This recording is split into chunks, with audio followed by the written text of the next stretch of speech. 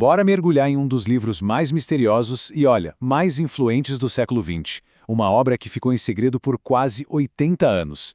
Essa aqui é a história da jornada de Carl Jung ao fundo da própria alma, o seu livro vermelho. E para a gente ter uma ideia do peso disso, basta ler essa frase. O livro vermelho, ou Liber Novus, como ele o chamava, não era um simples diário. Era um segredo que, mesmo guardado a 7 chaves, foi moldando o pensamento moderno de um jeito que a gente só está começando a entender agora. Pensa só nisso. O cara que criou conceitos como os arquétipos e o inconsciente coletivo, ele tinha um livro secreto todo ilustrado com as visões dele, uma crônica da sua própria descida ao abismo, era a matéria-prima, a fonte de tudo que ele viria a criar.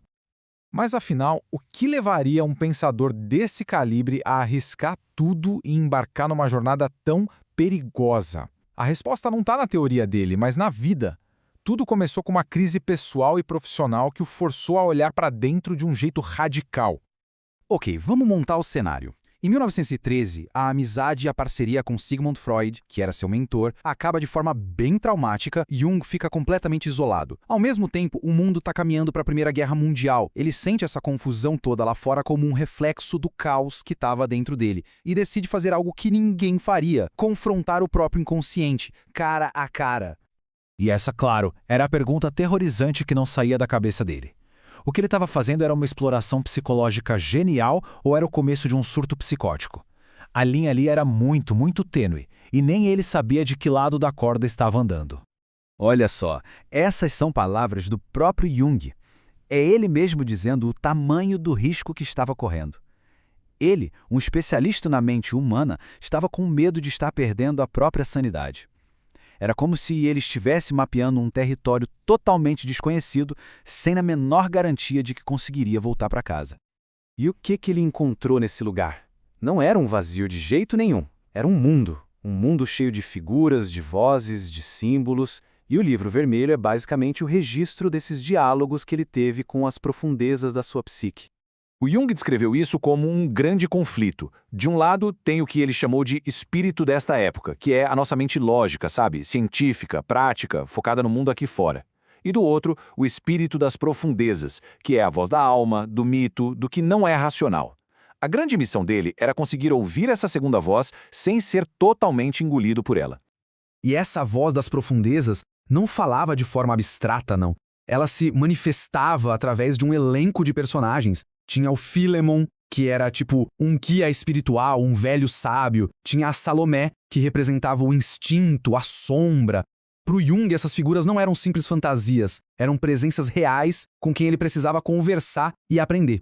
E esse ponto aqui é fundamental para entender o livro vermelho. O Jung percebeu que a abordagem do espírito desta época, aquela de querer explicar tudo racionalmente, simplesmente matava a experiência. O objetivo não era analisar essas figuras como um cientista analisa uma célula, mas sim compreendê-las num nível simbólico, vivenciar o que elas tinham para dizer.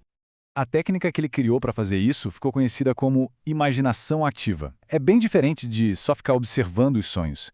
Ele entrava nas visões dele, ele conversava com os personagens, interagia com o cenário. É quase como aprender a ter um sonho lúcido, só que de olhos abertos. Uma forma de trazer o material do inconsciente para a consciência de um jeito controlado.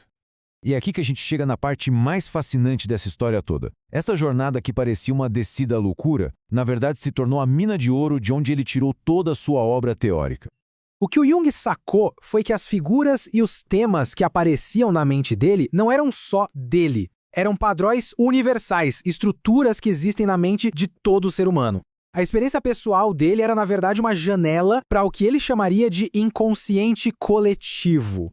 Então, o processo foi basicamente este. Primeiro ele mergulhou, depois encontrou essas figuras simbólicas, aí ele registrou tudo, pintou, escreveu no livro vermelho e, por fim, passou o resto da vida desenvolvendo uma linguagem científica para descrever o que ele tinha encontrado lá. É um exemplo brilhante de como a experiência mais íntima pode se transformar numa teoria universal. Todos os grandes conceitos junguianos, tipo todos mesmo, nasceram aqui. Os arquétipos, como o do velho sábio que ele encontrou em Philemon, o inconsciente coletivo, essa reserva de mitos e imagens da humanidade, o processo de individuação, que é a jornada para se tornar quem se é de verdade, e o self, o centro de tudo. Tudo isso foi vivido na pele primeiro, para só depois virar teoria. Depois de terminar essa jornada épica, o Jung passou o resto da vida, de certa forma, traduzindo o Livro Vermelho para o mundo. Mas o livro original, a fonte de tudo, continuou sendo um segredo absoluto. Pensa bem, por 80 anos, o livro ficou trancado num cofre na Suíça. Só um círculo muito pequeno de pessoas sabia que ele existia. Claro que, com o tempo, ele virou uma lenda, o santo graal da psicologia. A família do Jung tinha uma razão muito forte para não publicar. Eles tinham medo que a natureza do livro, tão crua, tão visionária, pudesse estragar a reputação científica dele. Afinal, aquilo não era um artigo acadêmico. Era a confissão de uma alma. Quando o livro finalmente saiu, em 2009, foi uma verdadeira revelação. Foi como encontrar os rascunhos secretos de Leonardo da Vinci, sabe? De repente, a obra inteira do Jung passou a fazer sentido de um jeito novo, mais profundo. A peça que faltava no quebra-cabeça tinha sido encontrada. E o mais legal é que o próprio livro já avisa como ele deve ser lido. Ele não é um manual com respostas prontas. Não é para ser seguido como se fosse uma religião.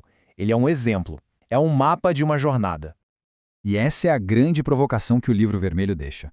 Jung mostrou o caminho dele, a descida e o retorno. Ele mostrou que dentro de cada um de nós existe um espírito das profundezas que quer ser ouvido. A pergunta que fica no ar não é sobre o Jung, mas sobre quem lê a obra dele. Qual é a jornada que se revela para cada pessoa?